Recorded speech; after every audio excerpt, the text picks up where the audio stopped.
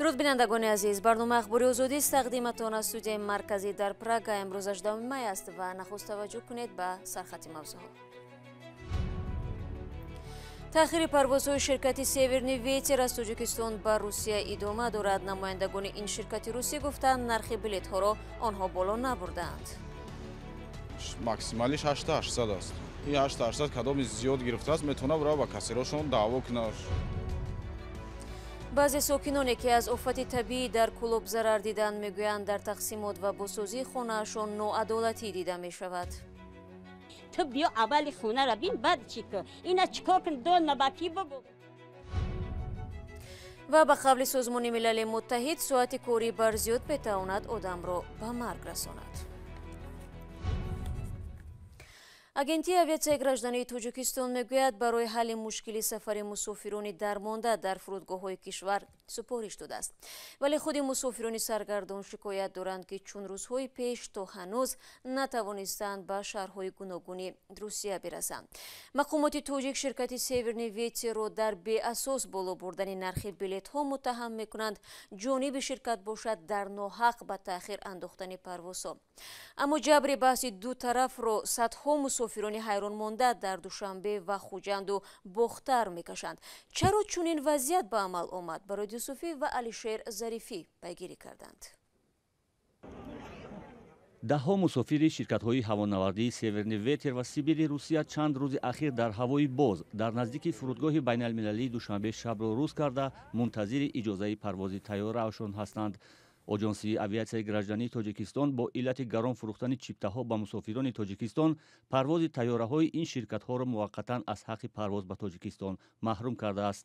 ҳамаи мусофирони ширкатҳои ҳавопаймоии Федератсияи Русия айни замон ин шаҳрвандони мо ҳастанд ва барои ҳимояи ҳуқуқи истеъмолкунанда, ҳуқуқи шаҳрвандони мо, ҳуқуқи мусофиронimon ҳамин кор карда шудааст ва аз ҷониби ҳукумати ҷумҳурии Тоҷикистон ҳам корбарӣ шудааст ва аз ҷониби ҳукумати ҷумҳурии Тоҷикистон ҳам шабонарӯзӣ талош ва кӯшиш ба харҷ шуда истодааст ки нисбати бо нархи дастрас харидорӣ кардани чиптаи мусофирон чораҷӯӣ карда шавад ва ширкатҳои хориҷӣ нархро паст кунанд.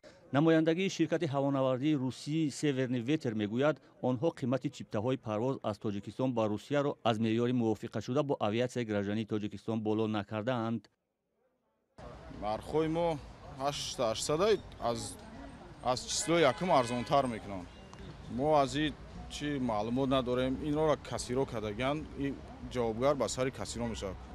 ин рейсҳои мо 8800 муайян шудаган нархҳомон максималиш 8800 аст. ин 8800 кадоми зиёд гирифтааст, метавона бара ба кассирошон даъво кунад ки пуломона барбигарданд, зиёдтӣ пул додагиошонанд. аммо мусофирони дармондаи ин ширкатҳои ҳавонавардии русӣ қимати чиптаҳои харидаашонро бештар аз 12000 сомонӣ мегӯянд. дина бачаҳо билета гардундан 1000 сомӣ кам гирифтан пулша баъди 15 минут бо 12700 харидан омадан қатимо амраанд. дар ҳоле ки баҳс миёни ширкатҳои ҳавонавардии Русия ва оҷонсии авиатсияи граждании Тоҷикистон идома дорад, зиён ба ҷайби мусофирон меафзояд ва сарсону саргардон дар кӯчаву фурудгоҳ нигарон мондаанд. 11 гирифтан да 13 кадан 13 да 14 14 да 17 ай 17 да 18 бо гирифтан 20 да гуфтан бо пешон мера грубит мекунанд. ягон кас ба доди мо намерасад. имҷо як ҳафта шид хоҳем дадинем агар баъзе мусофирон то 3 дафъа маълумотномаи надоштани бемории COVID-19-ро харида барои равооб ва хӯрокворӣ пули зиёде харҷ карданд.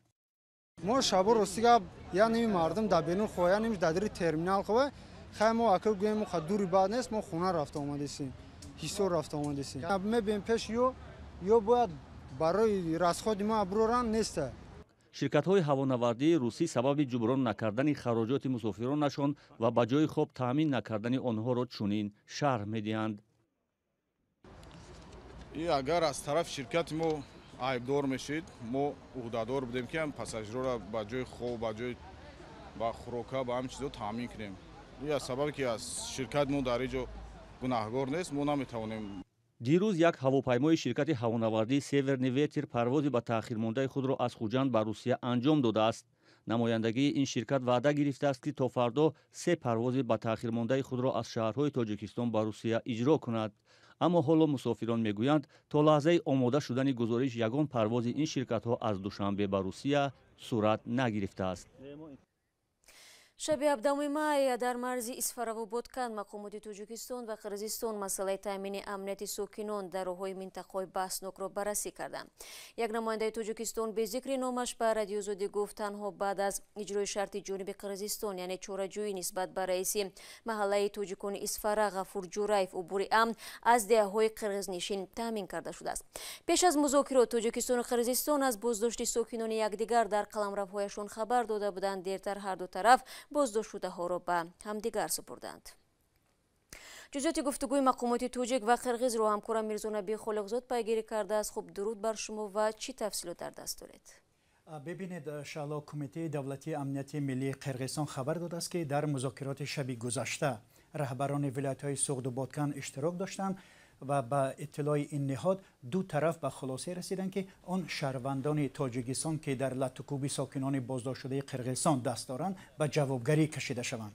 аммо намояндаҳои мақомоти вилояти Суғд ва шаҳри Исфара ба таври расмӣ ба ин шакл ҳал шудани масъалаи роҳбандиро тасдиқ накарданд. ҷониби Тоҷикистон дар бораи вазъи шаҳрвандони боздоштшудаи кишвар чизе намегӯянд.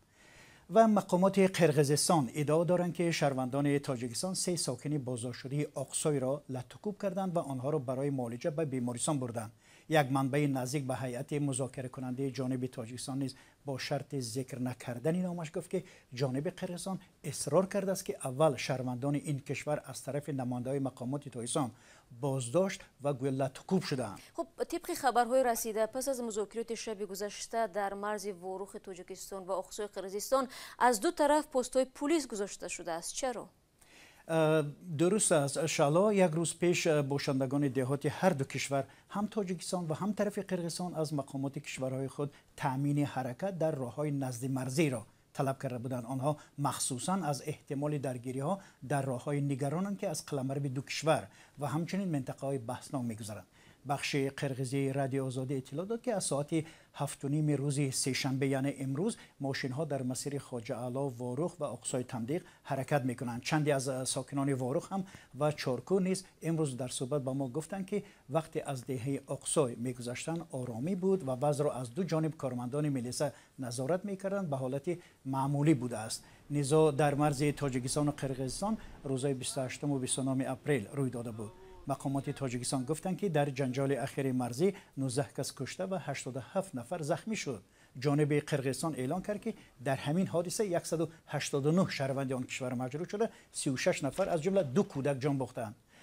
دوشنبه و بیشکک یکدیگر را برای آغاز درگیری مسلحانه ایدار کرده برای تحقیق حادثه پرونده‌های جداگانه باز کرده بودند.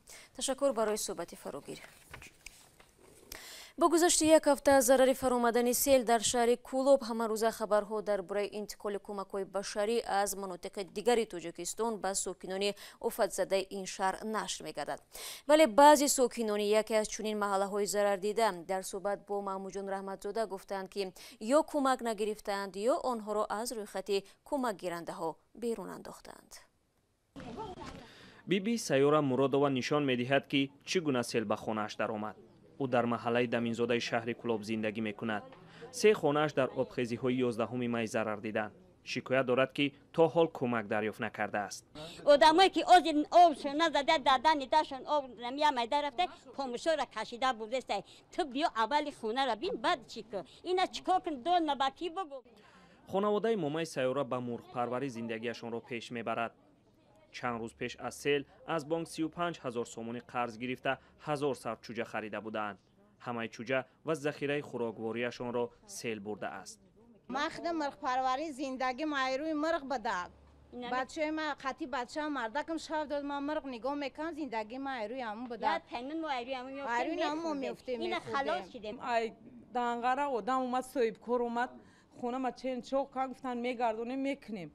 10 minut پس رفتی اشتباه آدم اومد خیلی هیچ چیز الان نده خونش سوزه خیلی نمی درانی خونم ندر اومده دادن ندیدی بچشم. آب به خانه جمعه علی مرادوف تا 2 متر خسته است. آن لحظه ها نمیدانست چی را از دم سیل گیرد. 3 بار خانه اش را نامنویس کردند. همسرش میگوید که در این 3 بار 1 مرتبه در این جایگاه پلاستیکی آش دریافت کرده اند. سیل اومد دیگه نداشتیم چیکار کنیم همین دنگدال کردیم که آیوس سیل در اومد اینا دیدی سنختون که تو کجا سیل خستگی های 2 متر زیاد های دیگه تو همینجا مون سیل باستگی باستیم همینجا نداشتیم ماشین کجا ماشین اینجا باستیم همین ستمودا ایشا باستیم اینجا در ماترولیکا همین دیگه چیکار کنیم اکا خیلی همین چیزی که برده سه همین مخاب کاگیمونا گرفته پارتوفسیم همین طوری سوس دیگه چیکار کنیم این دفتر و کتاب از بازمانده‌های سیلند. فرزندان محبوبه چندی توانستند از دم سیل جمع کرده اند. حالا جهاز خانه یک سو، دفتر و کتاب‌های یک سو پهن و پریشانند. محبوبه ربیعه میگوید که 2 خانه‌ای که از سیل امین مانده اند، مقامات همان را دیده نمیخواهند خانه‌های ویران شده آنها را بازسازی کنند. در همین خانه 3 عائله زندگی میکنن، اما 2 خانه برای کردن میگه زندگی کردن میشوه. این در همین 2 خانه و در من 4 گلاکم قطعی جدا برم بستم زندگی کنم. ساکنانی که از آفت طبیعی در کلوب ضرر دیدند میگویند که در تقسیمات و بازسازی خانه اشان ناعدالتی دیده می شود. اما مقامات در کلوب میگوید که آنها تا حال بازشماری خانه های ضرر دیده را حساب و کتاب دارند، ولی در یک قسمت خانه های ضرر دیده ساختمان خانه ها شروع شده است. ساکنان هم سوال میگذارند که آنچه حالا در شبکه‌های اجتماعی و تلویزیون از وارد شدن کمک ها میگویند در کجایند. در شبکه‌های اجتماعی هم حالا برخی از مؤسسه‌های دولتی اعلام کردند که در بازسازی خانه‌های ساکنان سهم می‌گذارند. شما برنامه خبری رادیو آزادی رو تماشا دارید. بنا به تحقیقات 2 نهاد سازمان ملل متحد، شخصانی که در یک هفته بیش از 55 ساعت کار میکنند با خطر مرگ پیش از وقت روبرو هستند. پژوهش مذکور از جانب سازمان جهانی تندرستی و سازمان جهانی کار انجام شده روز 17 می نشر شد. این نخستین آموزش جهانی است که به تحقیق خطر کاری زیاد به سلامتی بخشیده شده است. خیرامان بخوزاده گزارش می‌دهد. سازمان جهانی تندرستی گفت که کاری بر زیاد میتواند سبب مرگ انسان شود و دوره پاندمی کووید 19 این خطر را بیشتر میکند. کار در کامپیوتر، ساعت‌های طولانی کاری به حرکت در کرسی یک صحنه آشنا برای بسیاری ها شده است. ولی عادت کاری به تنفس خطر مرگ صدها هزار نفر را در سال بیشتر میکرده است. بر اساس یک تحقیقاتی که روز دوشنبه سازمان جهانی تندرستی نشر کرد، معلوم شده است که ساعت‌های طولانی کاری یک تمایل خطرناک شده است و بخصوص در دوره پاندمی تأثیری بدتر داشته است. چون این تحقیقات در سطح جهانی اولین بار برپا شد و معلوم گردیده است که با سبب ساعت‌های طولانی کاری 745,000 نفر از سکته مغزی و بیماری‌های دل جان دادند. فرانک پیگا، یک کارمند سازمان جهانی تندرستی میگوید بر اساس شهادتی که به دست ما رسید معلوم شد که با شروع پاندمی در بسیار کشورها ساعت‌های کاری روزانه تا 10% افزایش یافت. ما اینچنین از بحران اقتصادی میگذریم و هم وضع مردم کارگر در خانه را در این شرایط آموختیم. حالا ما در دوره رقمی سازی همگانی قرار داریم و افزایش رقمی شوی کار گرفتن پیش راهی چنین حالت را مشکل می‌گرداند. تحقیقاتی که مشترکاً از جانب سازمان جهانی تندرستی و سازمان بین المللی کار انجام شده است در 15 دولت 2 منطقه برپا گردید. در 72% حالتها قربانی کاری بر زیاد مردان سن میانه و کلانسال بودند. تحقیقات نشان داده است که ساکنان آسیای جنوبی و منطقه اقیانوسیه غربی از جمله چین، ژاپن و استرالیا بیشتر از همه آسیب پذیر بودند. سازمان جهانی تندرستی مشورت داده است که به خاطر حفظ صحتی کارگران باید ساعت کاری تنظیم و رعایت شود و محصولناکی کار افزایش یابد. با امید سلامتی شما بینندگان عزیز، برنامه اخبار آزادی رو اینجا به پایان میبرم. تشکر از هر یک شما عزیزان که تا این لحظه ها ما رو همراهی کردید. خبر و گزارش های دیگر رو شما میتوانید پیوسته در سامانه رادیو آزادی زیر نشانی www.ozodi.org بخوانید و گزارش های ویدیویی رو از صفحه آزادی ویدیو در یوتیوب تماشا کنید. بینندگان عزیز، فردا شما رو با خبرهای نو منتظر خواهیم بود. خود رو احتیاط کنید و خدا نگهدار.